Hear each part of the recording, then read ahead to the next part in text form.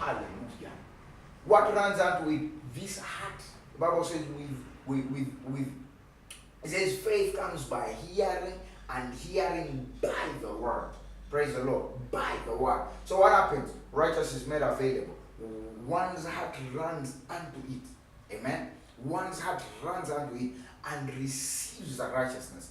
Now, you've understood about the believing part. Today I want to take us to another place, which is a higher life. Praise the Lord. And this higher life is a life of confession. People don't understand whenever they make confessions, they are making things that can come to reality. Now look at this. The Bible says when man confesses, he confesses with his mouth and to salvation. Let me draw this. Hallelujah. Now if you are there, please like, share, and let people know that we are on. Amen. I know people that are coming in to watch.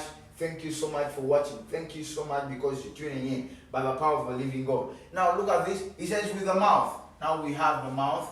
We have confession. Don't forget we first started with the heart. Amen. And then we say the heart runs unto righteousness.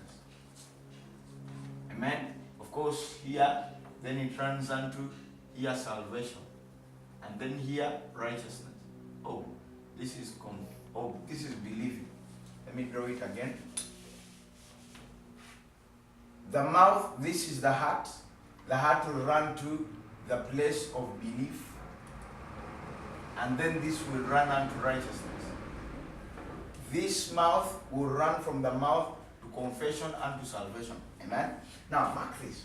The Bible says, with the mouth, with this mouth, we confess unto salvation. Amen. What is it saying? He is saying that for you to receive salvation, you must have confessed.